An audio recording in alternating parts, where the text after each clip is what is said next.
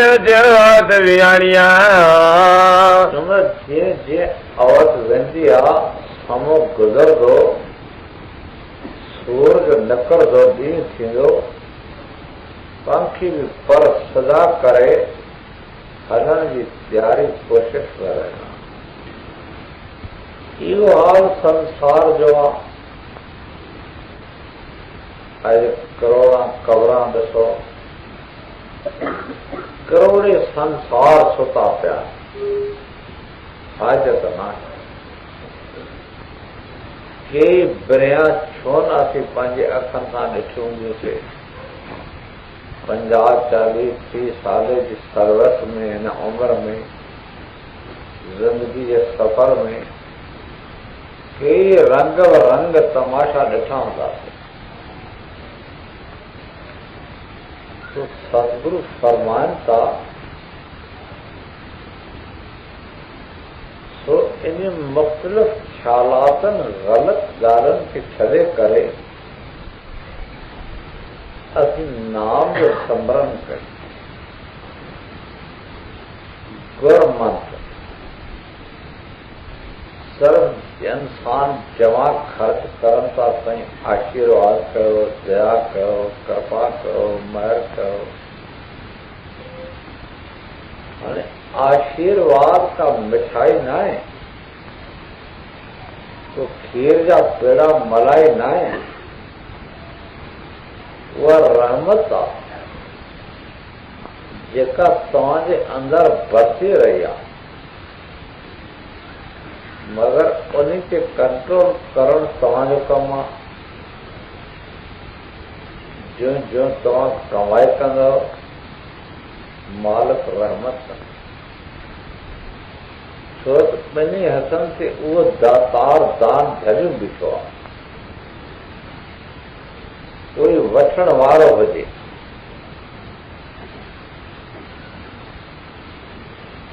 हज़ूर जंहिंखो कंहिं आशीर्वाद घुरी मोकिलाइण जो माल हज़ूर जंग मटकी ॾिनो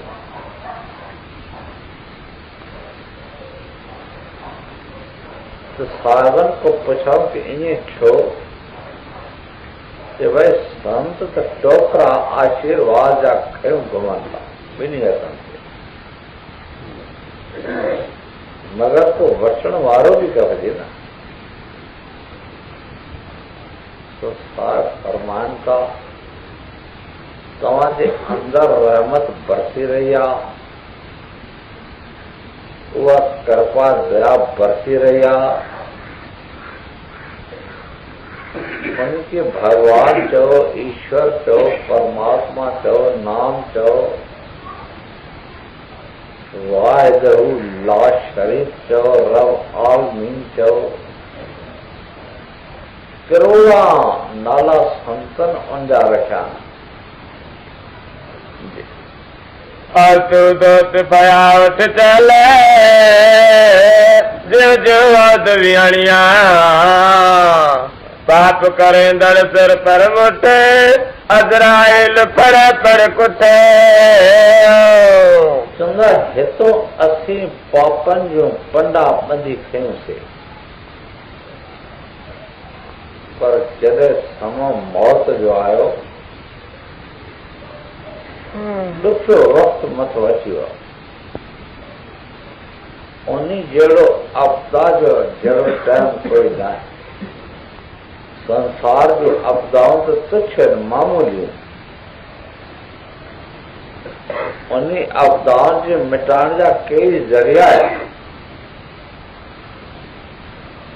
5 रुपया ॾिना बि जान छुटी कंहिंजी पारस थी बि जान छुटी का हेरा फेरी कई से भी जान छुटी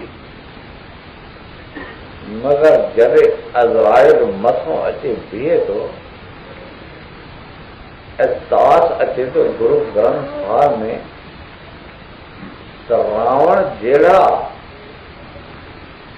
बि न बता जंहिंजे खट जे चौथे पाए सां काल बदल हो अफलातून जहिड़ा लुकमान जहिड़ा कई खान खपी विया। ये सॼो संसार हिकिड़ो सौदागरी आहे। जेको सच्चा बानिया सच्ची हाथ लगाए, अंदर झाड़ू देकर कूड़ा दे बाहर। जे तू सचो वाणियो आहे तो सची दुकान लगाए अंदर, सच जो झाड़ू ॾेई करे जेको अंदर कूड़ो करकट पियो आहे उन खे कर। मगर नाम जपण जी जेका सलाह मशवरो संत असांखे ॾियनि था, इन में करोड़ा फ़ाइदा जीवन खे थियनि था। नाम में अजीब लॻंदो आहे, पर मन पापी असांजो मेलो आहे, कठोर आहे, कारो आहे, सियाओ आहे, जन्मनि जन्मनि जी सिल बीमारी जो मारियल आहे। हिन ते इहो असर ई नथो थिए, विषय विकार। हाणे इहे विषय असांखे खाईंदा हुआ। कई शराबी शराब पी पी पी ख़तम थी विया, मगर शराब ख़तम थियो। मांस आहारी मांस खाई खाई ख़तम थी विया, मांस ख़तम थियो। तो सतगुरु फरमाइनि था, जरा सोचो, ये जिंदगी मौत जो सवाल आहे।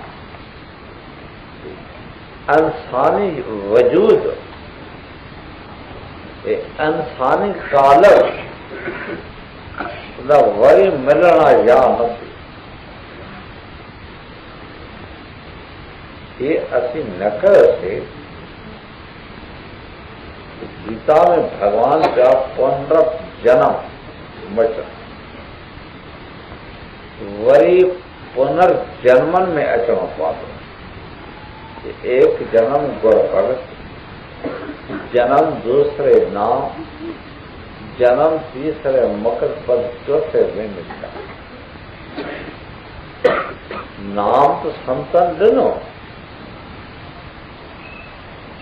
लेवल लॻो, पर अंदरों मन सफ़ाई न थियो, अंदरों मन पवित्र न थियो, नाम जो शौक़ी न थियो। असीं बंदगी भजन कयूं था, को धीअ जो थो करे, को घरवारी जो थो करे, को माया जो थो करे, को धंधे जो थो करे, को दुकानदारी जो थो करे। तो ये भजन सब झूठा है। असांखे नाम जो भजन करणु खपे, वेही करे 2 घंटा गुर मंत्र जपणो। त्याग देत गुर मंत्र को सिद्ध भी नरके जा। यानी जेको गुर मंत्र आ वो जपण लाज़मी आहे। तव्हां महात्मनि जा एहसास पढ़ी ॾिसो, सभु कंहिं कमाई कई आहे। तव्हां दुकानदारी ते सुभाणे न वञो, कल्प ॾेई अचो, पंहिंजे लेखे दुकानदारी थींदी। जॾहिं 5 कलाक 8 कलाक तव्हां लॻाईंदव, मेहनत कंदव, तवजो ॾींदव, तॾहिं 5 रुपया लाभ से परी थींदो। तो सतगुरु फरमाइनि था, तो कम से कम 1.5 घंटो स्मरण करो, अध कलाक धन बदो, 1 या 2 कलाक, 2 कलाक प्रभात जो, 2 कलाक शाम जो। हे तव्हांजो नच ॻाइणो। जब तो समरन गमदे करदे खाईंदे पींदे उथंदे वेहंदे कंदो तो में आदत पई ऐं उनमें अहिड़ी लज़त आहे हिकु दफ़ो ज़बान ते चढ़ी वञे हे पंहिंजे लेखे कलम अंदरि हलणु शुरू थो थिए। तव्हां थोरो बि कन ॾींदव अंदरो आवाज़ पंहिंजे लेखे उहो समरण हलंदो। गंभीर फासला जप मरे ज़बान जाने बंदि थी वञे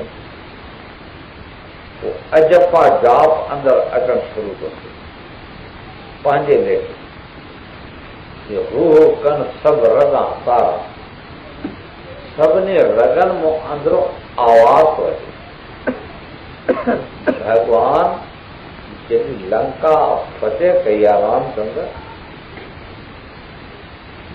त सीता ख़ुशि थी करे हिकिड़ो करोड़ जो लालनि जो लखनि जो हार हनुमान खे बतौर इनाम करे ॾींदा। हाणे हनुमान त राम जो आशिक़ हो, हुनखे दुनिया दौलत खपंदी न हुई। हाणे बांदर जी ज़ात थींदी आहे हर चीज़ खे हिते ॾिसा न ॿोलियूं ॿोलियूं ईंदा आहिनि जेका शइ जो अवल छिंगंदा आहिनि।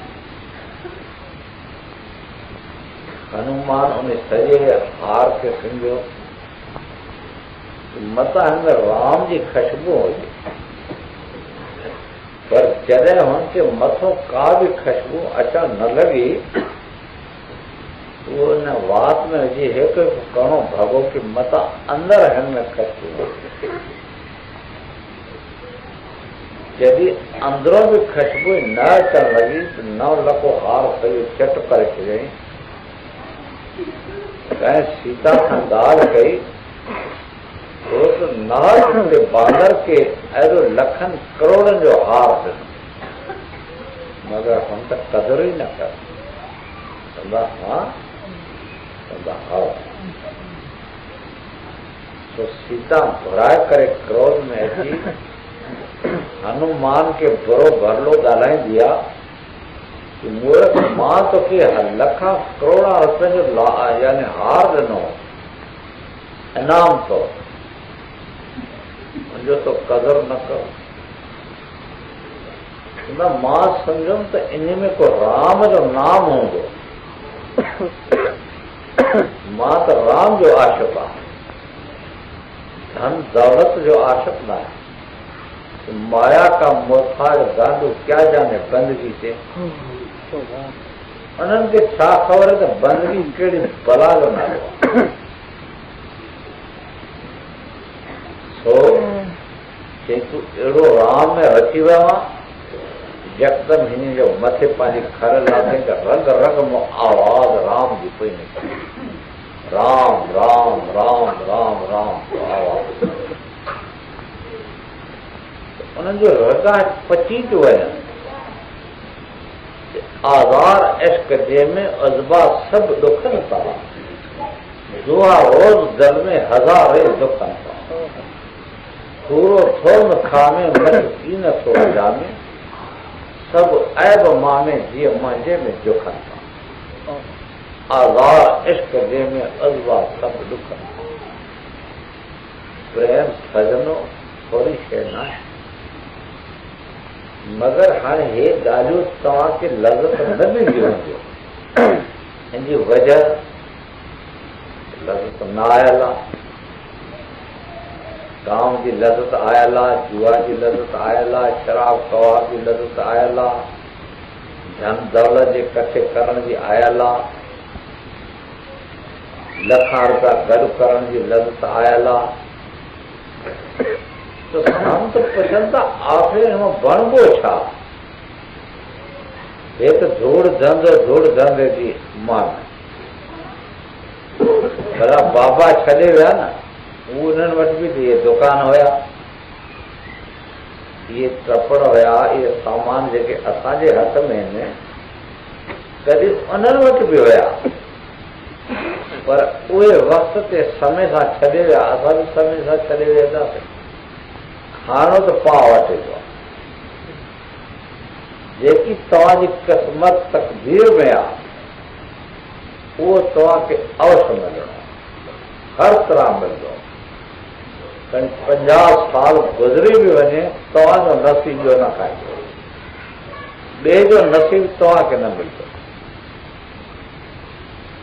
लिखे मुंहिंजा लिख लहे कीन लतीफ़ लिखियो वेठी पार जेकी लालण सो लिखियो सो सतगुरु फरमाइनि था हे सॼो संसार हिकिड़ो दरख़्त आहे हाणे दरख़्त ते तव्हां वञी ॾिसो पंखी वञी सभु वञी घर करे वेठा पर जॾहिं ॾींहुं थींदो सभई पखी उलामी करे पंहिंजे परे हर को हलियो तो सतगुरु फरमाइनि था धंधो भी कर ज़मानो भी कर व्यवहार भी कर घर भी कर गृहस्थ भी कर पर सजन ॿ घंटा उहो सतगुरनि जो गुर मंत्र भी जपे हिकिड़ो साल बंदि भी कर उनमें अजीब लज़त आहे अजीब महिमा आहे हिकिड़ो आज रिकॉर्ड यानी कि प्रेमी सत्संग कल्पाइन में कयो आहे मनीला में सिंधी ॿोली में मां ख़्याल थो लही वञे कर उहो तव्हांखे अॼु ॿुधाईंदुमि सुभाणे त उहो लिखे थो त उहो यानी मुंहिंजो उस्ताद साहिब उन खे सचे पातशाह जूं ॻाल्हियूं चई की ब्यास आहे हुनजो लॻे भेणियो मुंहिंजो लॻे यानी उस्ताद पर एतिरो मांस आहारी हो जॾहिं ब्यास स्टेशन ते लथा बि चपन बागर गोश्त सां भरियो पियो हुजे गरम करे वन पाए खाधो त मां चयोमांसि उस्ताद जेका कमीशन ब्यास वारा ॾींदा आहिनि तुंहिंजो हेॾी बेकार बेकार रदी माण्हुनि खे बिना ब्यास संतनि ॾे हलूं था सम्झे मां खे जवाबु न ॾिनो तो सचे पातशाह वटि आयो आखिर हमके संतनि में प्रकट करण थिए थो उनजी ज़बान में बरकत आहे नाम वरितो वटि वक़्तु चवनि कमाई कई मुंहिंजो पर्दो खुलियो उहो न वधे पंहिंजी मौत अॻे ॿुधाईंदो आहे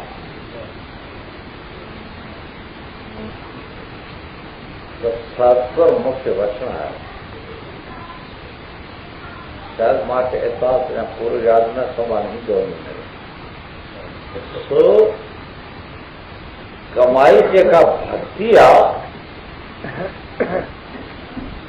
अजीब आहे जो जो असी सिमरन जपदासीं नाम जपदासीं मूल मंत्र सत्संग जो यानी नतीजो निचोड़ इहो ई आहे पाप करेंदड़ सिर पर मुठे अजराइल पर कुटे दोदक पाए सिर जल हरे लकाम गे बाणिया अमलनि जा हिसाब आहिनि मौत जे वक़्तु एतिरो आज़ार थो अचे केतिरा दफ़ा केतिरे प्रेमियुनि खे विछू हयो हूंदो 60,000 विछूं हिका धकी कंहिंखे डंग मारे उहो बची सघे आत्मा बि कंबी वेंदी एॾो मौत जो आज़ार थिए थो जा हिकिड़ो लंबो दरख़्त वात को विझी ज़ोरी केले अंदरो आंडनि बुकनि जेड़नि फिफड़नि मां गुज़ार जे रस्ते कर तो मौत जो आधार वधु आहे। सो माया धन जंहिं लाइ पाप कयासीं जरा सम्झिजो, उहे टपड़ सभु हिते रखी वियासीं।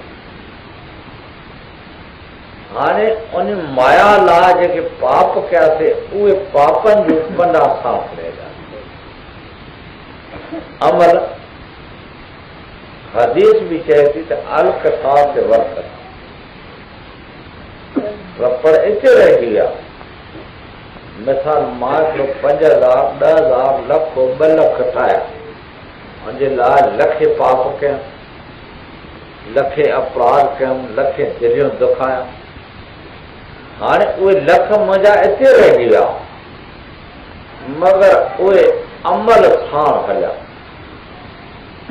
सतगुरु फरमान था पंचम पासे जरा लॻ के सम्झ पाप करेंदड़ सिर पर मुठे अजराइल पर कुछ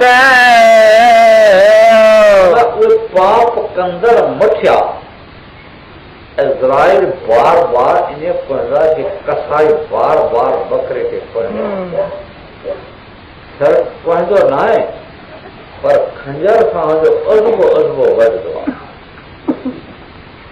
उनजो चमड़ो बि लाहे छॾंदो आहे, उनजो हिकु हिकु जान जो अंग अंग याने टुकड़ा टुकड़ा कंदो आहे।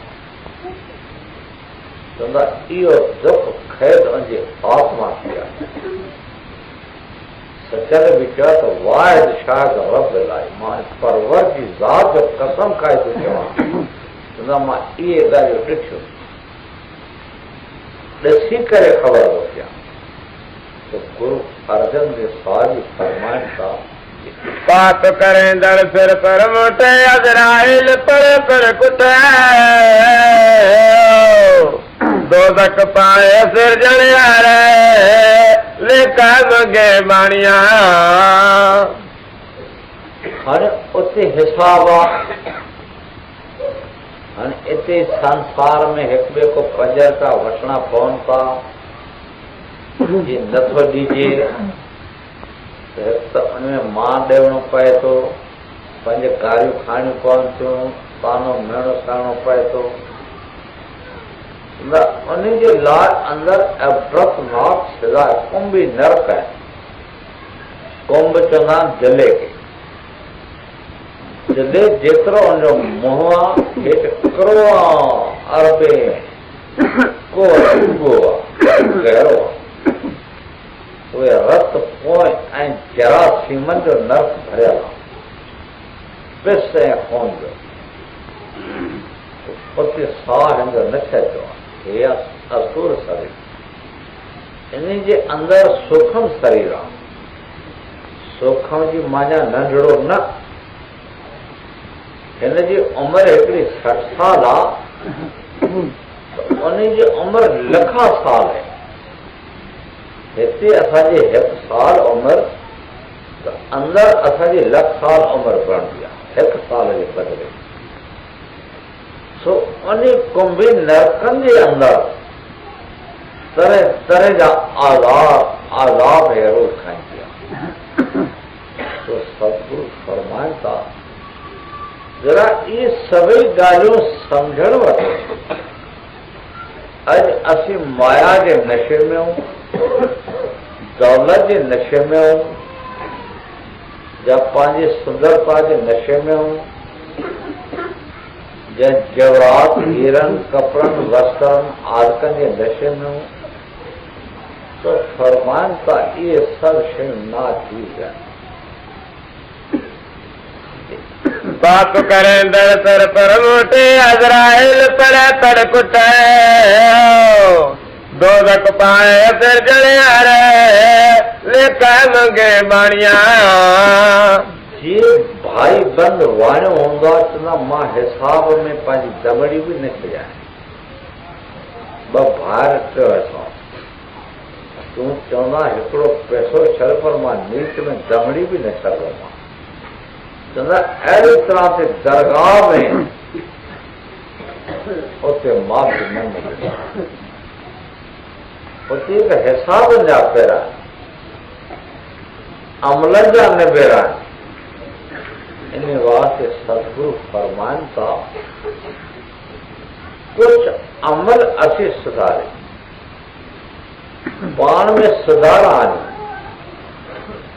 उन परमात्मा जो भाव से भाव भजन छो तो छॾाइण वारी चीज हिकिड़ी तव्हां खे नाम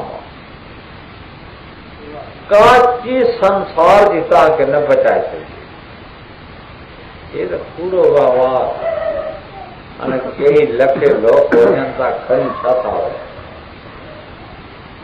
अदाई हथ खपर पर उहो बि कहिड़ो खणी था वञनि इते खाक थी थो वञे खाके सपर थी थो वञे या सड़ी बसंत थी थो वञे सो अमल हलनि था तंहिं करे सतगुरु फरमाइनि था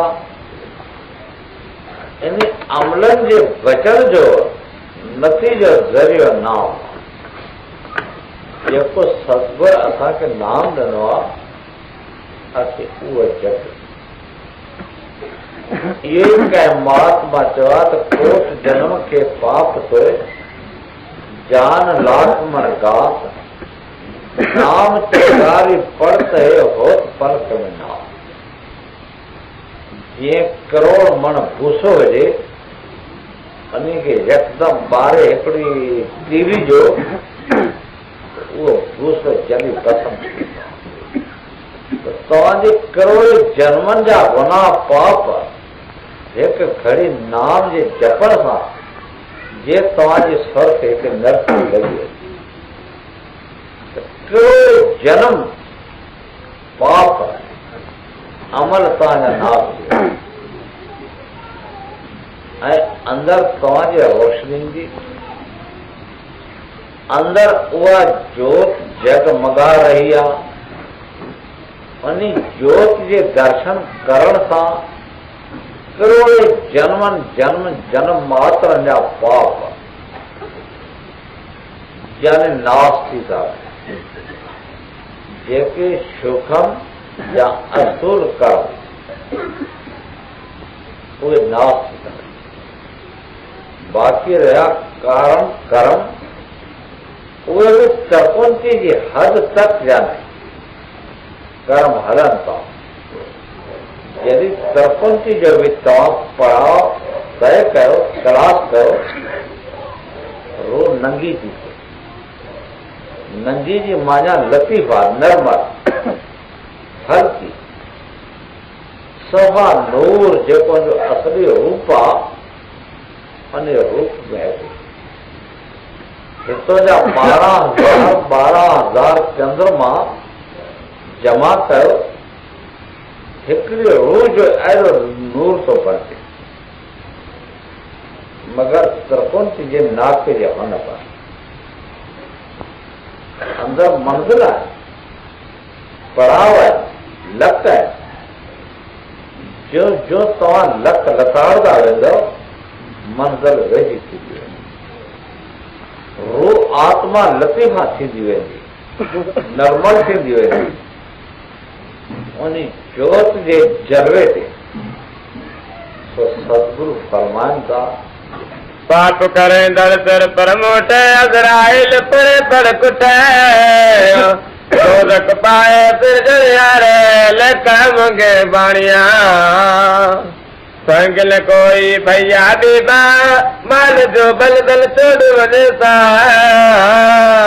मुंहिंजो सतगुरु फरमान था भाइर पुट बेबा बेबियूं बाबा ये सब इते रहिजी वेंदा कोई भी है न संसार में हलणो न आहे ये जेके माल कठा कयासीं हंसा कईसीं पियो को भाउ को मतिलब तो को मां को ये ट्रपड़ सब इतो जा इते रहिजी वेंदा मौत जे वक़्त का चीज हलणी न आहे वध में तो घर जा भाती चवंदा भाई हाणे कुछ अहिड़ी दुनिया में खणी कुछ रशम आहे साईं जे लेखे लॻा हूंदा लख त ॾींदासीं 500-200,000 खणी 2 उहे टपड़ बि फेरे मरदे वक़्तु बि ॿियनि खां रखे वेंदासीं। हाणे हुननि जी क़िस्मत असां ॾिठी न आहे। तो सतगुरु फरमाइनि था अगरि परमात्मा ॾे बि थो त कीचे नेक नामी जे देवे ख़ुदा देवे दिलावे रजावे ख़ुदा। जे परमात्मा खणी कुझु ॾिनो बि आहे त उन में परोपकार कान्हे। कबीर साहिब चवंदा दे दे तूं जब लग तेरी दे निश्चय कर उपकार ही जीवन का फल है। दे तू जब लग तेरी दे खे हो जाएंगी फिर कौन कहेगा दे। तव्हांजे दर ते हिकिड़ो फ़क़ीर अचे सदा मारे थो त मूंखे कुझु ॾे। जे तव्हांखे टुकर ॾींदो त तव्हांखे दुआ कंदो हेॾो, जे टुकर ई न ॾींदो त दुआ थोरी कंदो। त संत चवनि था जे परमात्मा तव्हांखे पदार्थ ॾिनो आहे जो तो बुक भरे खणी साईं जे लेखे ॾियो त संत नथा रोकनि कि तव्हां न ॾियो। दया धर्म का मूल है नरक मूल अवमान। तुलसी दया न छोड़िए जब लग घट में प्राण। दया ठीक है। तो सतगुरु चवंदा जेतिरे क़दर थी सघे असीं नाम जे तरफ़ दौड़। छो त हिन दुनिया जो तोशो दीन दुनिया जो नाम ये सभु ट्रपड़ हिते रहिजी वेंदा कि अब पछतावा क्या करे जब चिड़िया खाया थे। करनो होतो सो परमात्मा कई पदार्थ बनाया असीं पटाए नथा सघूं। मगर जेके गद्दियूं रिकॉर्ड जूं चीज आहिनि इन जो वॾो महापाप आहे। तव्हां हिकिड़ो वाङण पटियो था उन जो 2 दफ़ा, हिकिड़ो सादार मारियो था उन जो हिकिड़ो 500-200 चटी, हिकिड़ो इंसान कतल कयो था उन जी आहे फांसी। दर्ज पापनि जो इहो आहे। सो असीं जेतिरो पंहिंजी ज़िंदगी में पाप कंदासीं ओतिरा अमल कर्म असांखे चढ़ंदा। असांजी आत्मा मैली थींदी वेंदी। तंहिं करे असीं मन खे विराग ॾियूं, परमात्मा जो भाव रखूं, परमात्मा जो भाव रखूं, प्यार रखी करे असीं सिमरन ते ज़ोर ॾियूं। कलाक 2-3-4 वेही करे असीं एकांत करे सतगुरनि जो जेको गुर मंत्र आहे उहो जपणो। ये गुर मंत्र हिन जो प्राणी धरगंत जन भ्रष्ट। जेके सतगुर जे गुर मंत्र को हीन उन्हनि जो जन्म भ्रष्ट आहे। कहिड़ी तरह ते भ्रष्ट आहे? कूकर सूकर गर्दब खल तुल कांगा। तो तंहिं करे सतगुरनि जो मंत्र ज़रूरी आहे। जॾहिं सुखदेव व्यास जहिड़ा वॾा वॾा ऋषि मुनि इन ॻाल्हि खे जॾहिं तस्लीम करे विया, असांजा वेद ग्रंथ जीअं ऐश्वर्य पति जे समागम को कोई बालक पैदा थियो आहे, पाणी देव जे ज़मीन खे फल ॾिनो आहे, अहिड़ी तरह से भजन बंदगी जे करण को सवा असीं हिन संसार को छुटी नथा सघूं। बेअंत जुग असांखे हिते गुज़री विया, बेअंत जुग। सो संत चवनि था 84 लख जो सफ़र अॼु तय कर, ख़तमु कर, वञी पंहिंजे देश में पधार। तूं सतनाम देश जो वासी आं, सचखंड को आयल आं, तुंहिंजो देश सचखंड आहे। तूं सतनाम जे अंश आं। हे त शरीर मिटी आहे हिकिड़ी, ऐं बुत खाक मकान बदे, हे मिटी रहणी न। इंसान बीमार थिए तो पोइ छा करे सघंदो? तंहिं करे संत फरमाइनि था अॼु तंदुरुस्ती में तुंहिंजो शरीर कमु करे थो, शरीर चयो करे थो, वेही करे कलाक ॿ साईं खे प्रार्थना कर, अरदास कर। उहो अरदास मालिक सभ जी ॿधे थो। तोसां इन गॾु सॾु तोसां अंग संग साथी आहे। 5 साले जो बालक असांजे अॻितो वेठो हुजे, असां उनजे अॻितो पाठ कंदे शर्म कंदासीं। ॾिसे थो त गुरवाणी चवंदा त क्या मुखले वेनती करूं, लाज आवत है मोर, तुम देखत अवगन करूं कैसे भाऊं सो। चवंदा तुंहिंजे हूंदे हाज़िर में असीं पाप कयूं था, पोइ तोखे असीं कीअं वणंदासीं, तोखे कीअं असीं भाइजी ईंदासीं। तंहिं करे सतगुरु फरमाइनि था, कारण करीम नजात करता तल पीड़ जो गणिया, खुद खुद लदा वस पराई, वेखे सुरत नाल खुदाई। चंद्र कई तरह से तू पराई चीजा हजम करन चाहे तो करे रहो। अहिड़ा धंधनि में तरीक़ा तू अख़्तियार करे तो पराए माल जे हर्प करण जे वास्ते चंदा यादि रख, जेको मैकाइल जब्राइल ऐं चित्र गुप्त तुंहिंजे कुल्हनि ते बिछाने हिकिड़ो नेकियूं थो लिखे, ॿियो बदियूं थो लिखे। चंदा ख़बरदार मतां चवनि त मां उन्हनि खां लिखी सघंदुमि, उहे लिखनि था। हिते त मां हिकिड़ो मज़लूम ॾिसी, सादो ॾिसी, उन को रुपए जो 1.5 गज, 2 गज, उहो त 2 ॾेई वियो। चवंदा हुनजो अमल काॾे वियो? दरगाह में उहो अमल तोखे भोगणो आहे। हिते नाक जा कर्म तो पाण खां वधाया, नाक जा कर्ज कंहिं परावा, दरगाह में ॾेवणा तोखे पिया, एकर करे एकर भरे।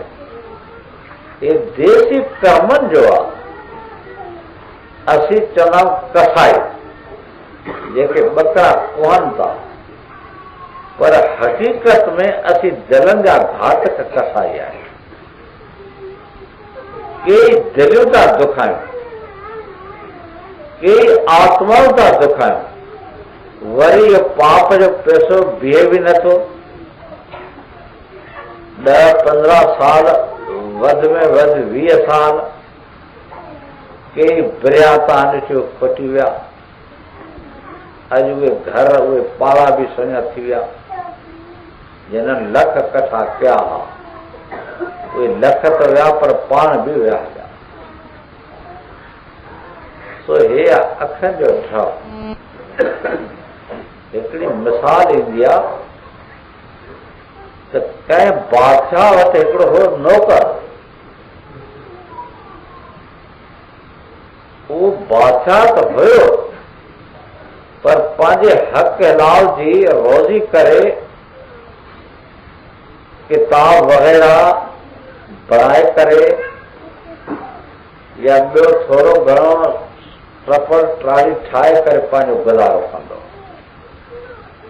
पर उनजो गुज़ारो ॾाढी मुश्किल सां कुटुंब परिवार समेत थींदो, हक़ हलाल जो खाईंदो, बादशाही पैसे में गुज़ार न कंदो। त हिकिड़ो उन वटि नौकर हो, कई साल रहियो, हुनखे चयो त साहिब मूंखे तनख़्वाह ॾे, खोड़ साल गुज़री विया आहिनि, मूंखे पंहिंजे घर वञिणो आहे ॿाल बचनि खे, ऐं मुंहिंजो बदिलो नौकिरी जो ॾे मूंखे। हुन ॿ रुपया गॾी करे हुनखे ॾिना। हुन चयो साहिब मां तो 4-5 साल नौकिरी कई आहे, मुंहिंजो घणो ई हक़ आहे, तूं मूंखे 2 रुपया थो ॾे? चवंदा भाई मां मिसकिन वटि 2 रुपया खां मथे कुझु आहे बि न। सो धणी कंदो इन 2 रुपये में ई तोखे बरकत पवंदी। हाणे हिकु बादशाह हुन सां तिखो मिठो बि न पियो थी सघे, आख़िर उहो 2 रुपया मजबूरी सां, रंजत सां, ग़म सां, तकलीफ़ सां वठी करे उतो रवानो थियो। हाणे जंहिं वक़्तु रवानो थियो पंहिंजे घर में ख़्यालात आयो, हिकिड़ो रस्ते में शहर आयो, उते अनार ॾाढा सस्ता पिया मिलिया विकामिया।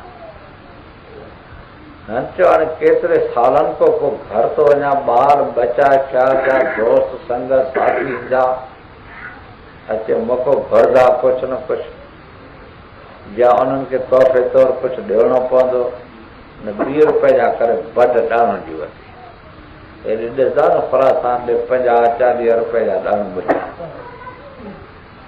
हुन 2 रुपए जा उहे ॾाण करे बड वॾी हिकिड़ी ज़बरदस्त अधु हिकिड़ी मुनी कराए। छो न हिकिड़ो ॿियो शहर आहे, बादशाह जी ज़ाल सख़्त बीमार थी, डॉक्टरनि चयो त क़बला कंहिं बि हालत में तुंहिंजी ज़ाल न बची सघंदी, हिकिड़े शर्त सां बची सघंदी जे हिनखे ॾाणू जो पाणी मिले, अनार, त हे बची सघंदी। हाणे हिते बादशाह पढ़ो घुमायो बेमासूम हुई, त हिकु अनार जो 1000 रुपया क़ीमत आहे, अगरि को ॾाणू मूंखे ॾे मां हुनखे 1000 रुपया बदिले में ॾींदुमि, जंहिं करे मुंहिंजी घरवारी बची। हाणे हिन सां अधु मुनी गुणी ॾाणनि जी हे पंहिंजो हथु खोले वेठो ऐं चयो भेण मज़ो आहे, 1000 रुपए ॾाणू, हिन रुपया 1,00,000-1.5 उन ॾाणनि में कमाए।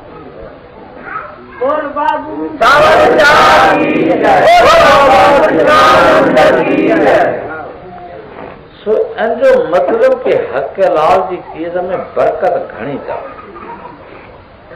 हराम जी चीज़ में बरकत न आहे। अखि जो ड्राव केतिरा बि असां कम जा बीमारी वठंदी, उन बीमारी में ख़र्च थी वेंदो, या का अहिड़ी हाकम जी चटी पई उन में हलियो वेंदो, या का चोरी चकारी थी 5 रुपया उन में गुम थी वेंदा। छो त साईं जे लॻ जो न ख़र्च कंदासीं त कारे ख़र्च थियनि न। हिकिड़ो सलोक चवंदा आहिनि त कंहिंजी दॿी धूड़ में कंहिंजी राजा खा, कंहिंजी बाहि छाड़े वियो, कंहिंजी चोरा खा, सफली अती सा जेका साईं जे नाले। सो तंहिं करे कुझु न कुझु इन हक़ लाल जी कमाई मां असीं साईं जी बि ख़िदमत कयूं, उहो बि सवाबु। हिकिड़ो शख़्स वियो पे हज ते, रस्ते में जो आयो त हिकिड़ो कुतो पियो आहे, गाॾी उन जा पेर भञी जॻह कटे वई आहे। हाणे उहो प्यास में थकी रहियो, जॻह चारे वञो कटिजी चुकियूं, मुंहिंजी दिल खे रहमत अचे वई, तरस उन कुते खे खणी हिकिड़े खूह जे दरख़्त हुजे उन छाया में अचे रखी करे कुतो तमामु प्यासी पाणी, हिकु उनखे आधार हुजे, ॿियो पाणी जो प्यासी खूह हुजे हेठि, हाणे उन खूह जे मथां का नोड़ी वग़ैरह न हुजे, हिन पटको लाथो उहो न पहुतो, ॿ अध कए पटके खे ॿधाई गंढ करे हेठि लड़काए बि न पहुतो, आख़िर खमीस ॿधी तरी बि न ॿधो, इहो छा थियो, नंगो थी करे सलवार लाहे करे हेठि कयईं मस, उहो वञी कपिड़ो पहुतो। हाणे उते दरख़तनि जो हिकिड़ो डोलो दोनो बणाए करे उन हेठि लाथो, तो उन में लप पाणी जी निकिरी आई, उन कुते जे वात में विझी करे हुनखे उन जीआरियो, पर केतिरा दफ़ा उहो हेठि डोलो लाहे करे पाणी गॾी बार बार कुते खे पहुची आहे। हाणे हिनखे वञिणो हुजे हज ते, सो थोरे फ़ासिले ते हिकिड़ी मस्जिद हुजे, उन मुला खे अची चवंदा बाबा हे कुतो आहे साईं जो सादार, सो मां हज ते थो वञा तो हिन जी ख़िदमत कयां, तोखे घणी अजरो ॾींदो। ख़ैर मुला मञो या न मञो, राति थींदी आहे सुम्हंदो, त राति जो ख्वाब में हज़रत मोहम्मद साहब रसूल करीम ख्वाब में ईंदा कि ऐं मुंहिंजा दोस्त तुंहिंजो हज क़बूल आहे, चाहे तूं अचे या न अचे, तुंहिंजो हज क़बूल थी चुको, छो त तोखे इहा दया, सो सजनो दया के वॾो फल आहे, दया धर्म का मूल है। अहिड़ी तरह से हिकिड़ो ॿियो शख़्स हो, ख्वाब लहंदो आहे, ख्वाब में ॿ हिकिड़ा फ़रिश्ता ईंदा, चवंदा ॻाल्हि कर हिन साल हज कंहिंजो क़बूल थियो आहे, चवंदा कंहिंजो बि न, चवंदा अटकल माण्हू केतिरा कठा छा आहिनि हज ते, चवंदा 6 लख माण्हू,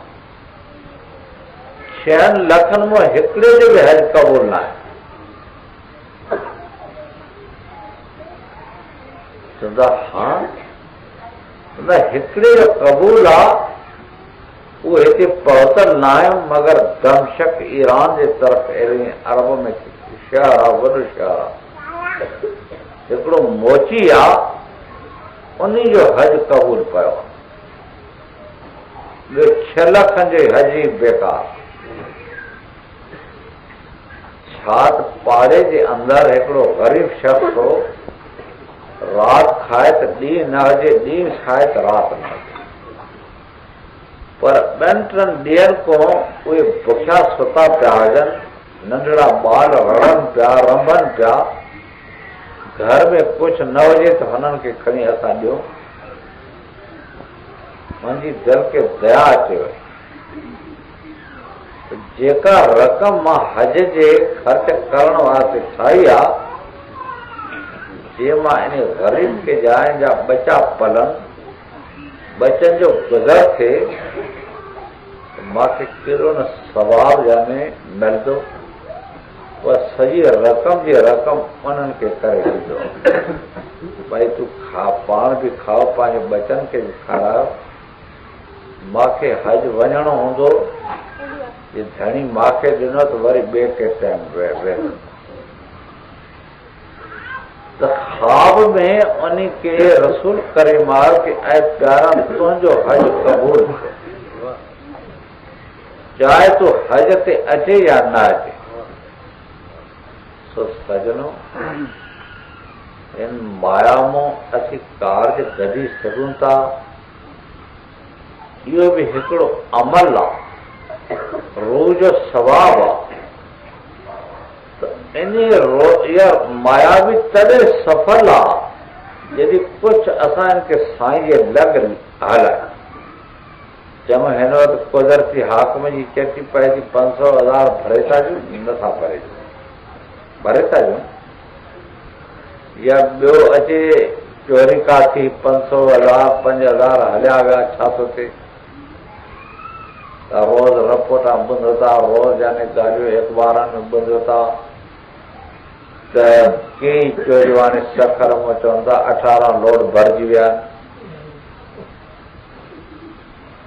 कराची में उञाड़े हिकिड़ी वॾी कोठी खे फरे विया असां उते हुजूं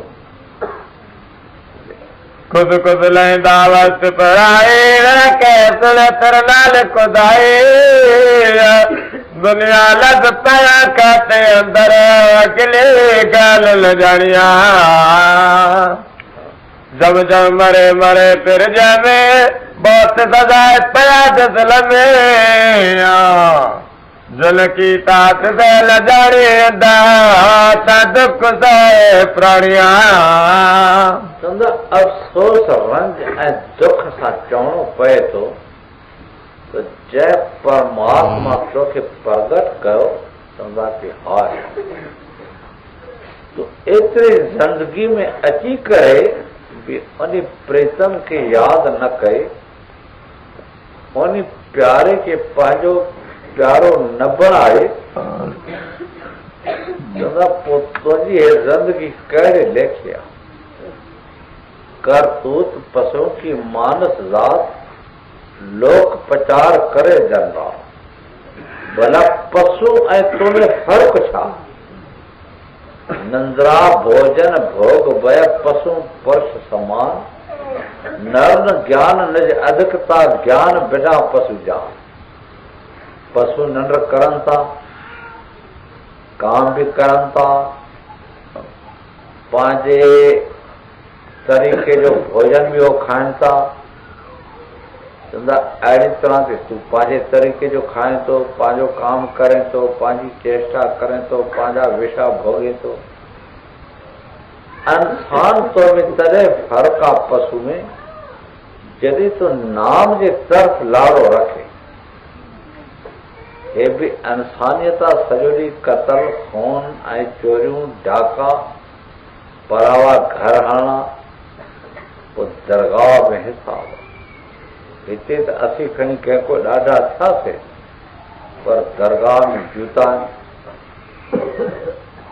अहिड़ा कई एहसास अचनि था मगर जॾहिं न कयो आहे उन्हनि खे दरगाह में हर तरह मारियो वञे कानून जहिड़ा तव्हां उनजा एहसास करो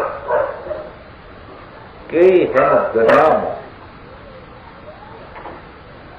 यानी हज़ूर जन जे एहसास में हिकिड़ो एहसास ईंदो आहे हिकिड़ो शख़्स पोइ हे ठीका खणंदो सिपाहियुनि जा क़ैदियुनि जा उन्हनि मूं उन्हनि जी राशननि मूं कटौती कंदो जंहिंजो मौत जो वक़्तु अची वियो त दाऊं पियो करे चवंदा अली फलाणो मूंखे मारे थो ॾाढो फलाणो मुंहिंजा हथ थो कटे फलाणो मूंखे हीअं थो करे फलाणो हीअं थो करे घुटा थो ॾे फांसी ते था लटकाइनि तरह तरह अंदरि उन्हनि खे आज़ादु थो थिए जब मौत जो टाइम थिए थो अंदरि उहो पर्दो खुले थो चाहे कंहिंजो नाम वतल आहे उनजो पर्दो खुले थो चाहे नाम न बि वतल आहे उनजो पर्दो खुले थो जंहिंखे नाम मिलियल आहे उन्हनि खे त तकलीफ़ अंदरि न थिए छो त सतगुरु उन्हनि जी हमदर्दी में बीहे थो उन्हनि खे कंहिं मंज़िल ते वञी विहारे करे सुठो करे थो जेको भुलंदो आहे उन भले खे दग हथ को वठी करे कि आबादी के वसो में वञी को पहुचाए बाबा ने आबादी आहे वसो आहे हाणे एतिरी तोखे तकलीफ़ न थी पर जंहिंखे सतगुरु न मिलियल आहे उन्हनि खे अंदरि रस्ते में तरह तरह जूं तकलीफ़ां थियूं अचनि मां पहिरियों बि चई आहे त मौत जो एतिरो आज़ार आहे तो 60,000 बिच्छू जो डंग अगर एक दफ़े कंहिंखे लॻे उनजो अंत छरो न आहे। हिकिड़ो विच्छू हणंदा त सॼी जान में बाहि भरी वेंदी आहे। हिकिड़ी दफ़े मूंखे यादि आहे, मूंखे दरबार में विच्छू आयो, 4 ॾींहं 4 रातियूं भरंदा विच्छू जो मां त आला वञी न पियो। एॾी तकलीफ़ यानी कई। विच्छू ॾिसो त आहे केतिरो जनावर, मगर उनमें अहिड़ी ज़हर आहे काई छड़ी निसोरी बाहि। इन वास्ते संत पेशन गोई करनि था गुरु नानक साहिब जहिड़ी हस्ती जा वर्ड आहिनि, यानी असांजी आत्म ज्ञान जो पैगंबर गुरु आहे, यानी हिकिड़ी कामिल हस्ती जा वचन आहिनि, चाहे दे करे न आहिनि, मगर लिखत तहरीर में उनजो ग्रंथ असांजे साम्हूं रहंदो आहे। जे इन्हनि वचननि ते बि असां एतबार न कयूं त असांखे फ़ैसिलो पंहिंजो ॾियणु खपे त कंहिं ते करणु खपे। गुरु नानक खां मथे तव्हां कंहिंखे था सम्झो? सॼो जे गुरु नानक खे तव्हां नथा मञो, गीता खे मञो, गरुड़ पुराण खे मञो, भागवत खे मञो, सो जेके बि बुज़ुर्ग महापुरुष आहिनि दुनिया में आया आहिनि तन सभिनी जी हिकिड़ी चवणी आहे। चाहे दादू साहिब थियो आहे, गुरु नानक साहिब थियो आहे, कबीर साहिब थियो आहे, स्वामी तुकाराम साहिब थियो आहे, धनी धर्मदास थियो आहे, जगजीवन राम थियो आहे, कई वॾियूं वॾियूं हस्तियूं आहिनि दुनिया में आयूं आहिनि जेके साईं जी दरगाह तक पहुतल थियूं। सो असांखे मुराद रखणु खपे ऐं मन पापी खे धिकार करणु खपे। जे मन लोचे बुर आई आहे त गुर शब्द ई मन होरी। जीअं मन असांखे बुराइण ॾे छिके वञे त असांजो फर्ज़ आहे उनखे गहले करे सतगुर जे शब्द में अचे उनखे दसो। मन खे दसण इहा त बंदगी, राम राम राम राम राम करण इहा बंदगी नथा। या वाहगुरु जी सतनाम संग है, राम राम संग है, इहा बंदगी नथा। इहे तो ॻाल्हियुनि संदियूं ॻाल्हियूं। या किताबनि खे वेही पढ़ण इहा बि बंदगी नथो। माफ़ कजो ज़रा, कि मां हिकिड़ो ऊचो ख़्यालात तव्हांखे वैधाने जो थो ॾेवारियां। यानी मन असांजो चवे थो त तव्हां असांखे पर एतिरी भोॻायो, मन चवे थो।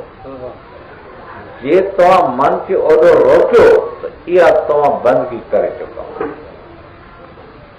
मन चवे थो मूंखे शराब पिया, तो मन खे ओॾो रोक भली तो समरण न कर, मगर मन खे त पूरो कंट्रोल कर न, इहा बंदगी आहे।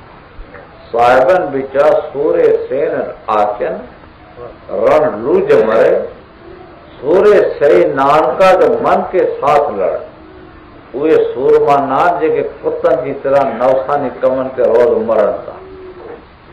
ताने ते, तुनके ते, फलाणे ते, तीरे ते, फलाणी ॻाल्हि ते रोज़ तव्हां ॿुधो था न। सूरमा उहे जेके मन सां मुक़ाबिलो जंग जोटियूं बीठा। ॾिसो मर्दनि जा इंसाफ़ ॾियनि सिर्फ़ घोरे कोन्हे, जेके मन सां जंग जोटनि था। सतगुर अंदरि साक्षात तव्हांजे करतूत खे ईअं थो ॾिसे जीअं तव्हां शीशो खणी अॻितो झलियो तव्हांखे पंहिंजो चहिरो नज़र ईंदो। तव्हां न सम्झो त साईं को ॾिसे थो छा?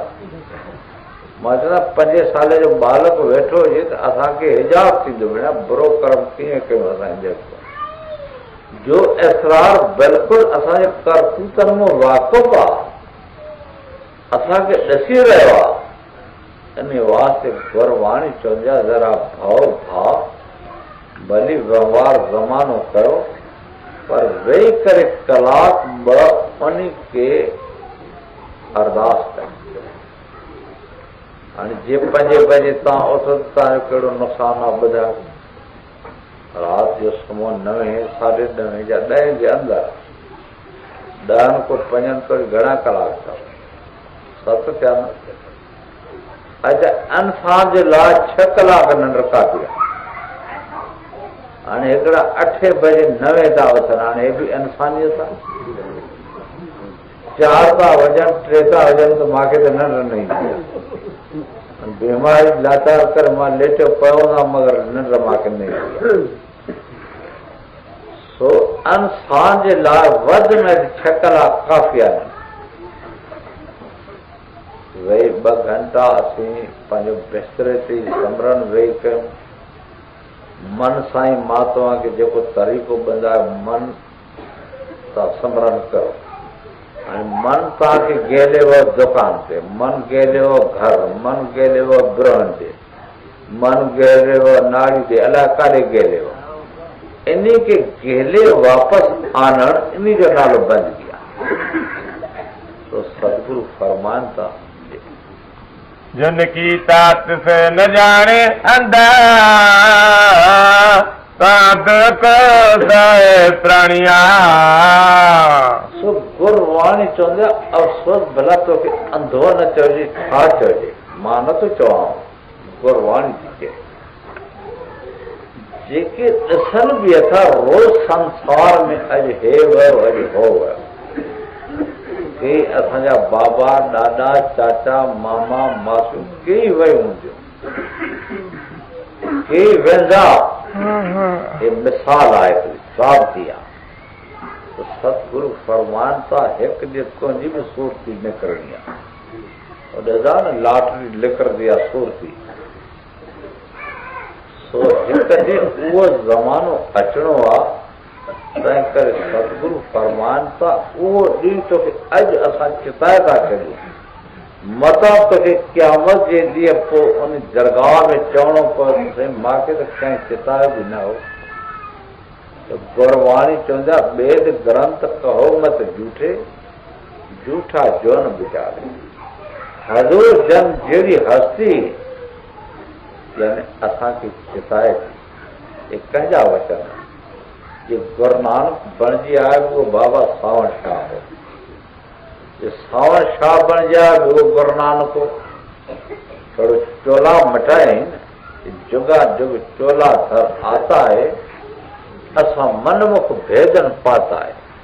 सो सतगुर पावर जो नालो आहे, सतगुर असरार जो नालो आहे। गुरवाणी चवे थी त गुरु मेरे संग सदा हर नाले वो आवे ना चाहे। गुरु आदमी न आहे, भला आदमी छा करे सघंदो? आदमी कंहिंजे अंदरि वेही सघंदो आहे? अंदरि त सुई बि न वञी सघंदी आहे। इंसान जे अंदरि कीअं इंसान वेहंदो आहे? उहा हिकु असरार यानी जलाली आहे। सो सतगुरु फरमान था जन की तात से न जाने अंधा साधक साए प्राणिया।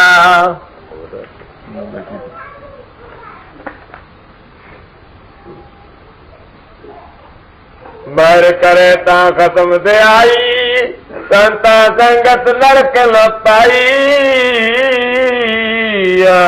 जेके सतगुर जे संग में विया हिते आख़िरी टोटली जवाब जनरल जवाब था ॾियनि। सोना काई ना लगे, लोहा घुण नहीं खा, बुरा भला गुर भगत कब नरकनि जा। सतगुर जो हिकु दफ़ो लेवल लॻी